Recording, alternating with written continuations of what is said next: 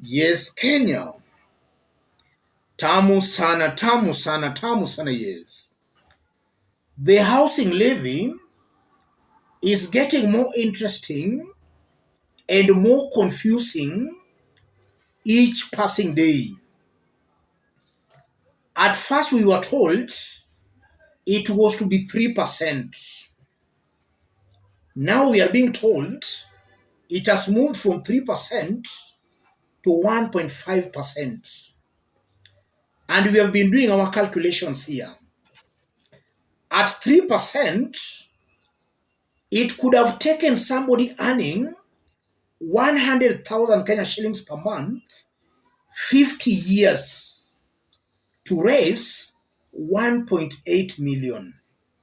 That's somebody earning 100,000 per month at 3%.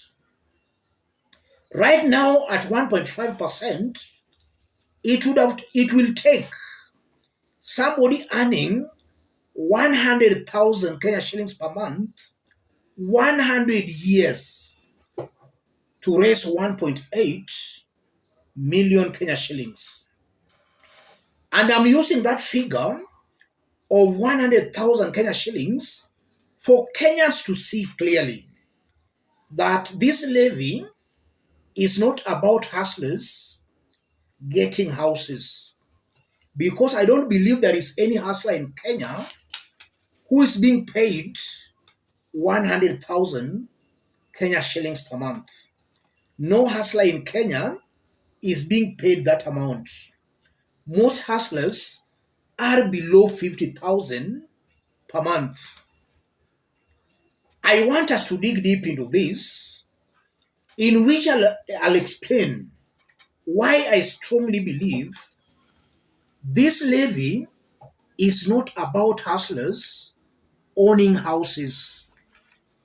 There is a very sinister motive behind this housing levy. Before we do that, if you are watching us but you have not yet subscribe, give this video a like. And to those who may not know, we are contributing for Nudin Salah from Kajiado undergo a kidney transplant. And we are only left with some few days to close this contribution. If you have not sent a contribution, please channel all your contributions to the number below. That's how we do it here. When one of us here reaches out to us for help, we all join hands together in helping that kind of a person. And that's exactly what we are doing with Nudin. Feel free to channel your contributions to the number below. Back to our analysis. What are the games being played behind the scenes? Let's dig deep. Yes. What are the games? The first thing coming out very clearly, the housing levy is not about hustlers owning houses. And Kenyans should understand that. Just contribute if you want to contribute, but don't expect to own any house. Because a normal hustler, you need over 200 years to raise 1 million. Over 200 years. So it's not about hustlers owning houses. Kenyans should understand that. Then secondly, I'm seeing a totally confused government. A government that has got its priorities completely wrong. You cannot build a nation by overtaxing the citizenry. Thus, a new tax bracket William Ruto's government has introduced, but the government is not being very honest and very sincere with the Kenyans. Government is playing pinky-ponky politics with Kenyans.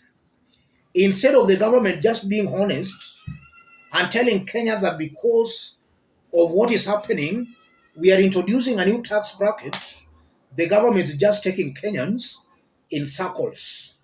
The usual propaganda. And I'm saying that because that's how William Ruto came to power. He came to power on the basis of propaganda. We are going to form a government with the Mamba Boga, with the hustlers. Now he's cheating the same hustlers that if you contribute 1.5% of your monthly income, then you are going to own houses. That's a lie. Kenyans should reject and resist this open and obvious lie. William Ruto is lying to Kenyans. And that brings us to the third point of integrity. The mere fact that a whole president is lying to Kenyans in broad daylight just confirms that he fails the test of integrity. Chapter 6 of our Constitution, Leadership and Integrity. Ruto is not fit holding a public office. A president should be a man of integrity. We can't have one lying to Kenyans and taking advantage of the political naivety of a majority of Kenyans. This is a lying president. Ruto fails the test. Chapter 6 of the Constitution. He is not fit holding a public office. And another thing coming out very clearly, I'm seeing an open corruption that the government is trying to force on Kenyans. This is just an open corruption. How safe are these contributions? Because I'm very sure that maybe some rogue elements in government are on a mission to build their own personal private houses using taxpayers' money. So they are cleverly just trying to borrow money from Kenyans to build their own houses, which they will sell to those with money. So Kenyans are being forced to actually help these rogue elements in building their real estate businesses. So, yeah, I'm seeing some rogue elements here in government who have got some real estates, but maybe they want, or rather they want to use Kenyans to lend them money by force, which again is very unfair. Why can't you just build your own house?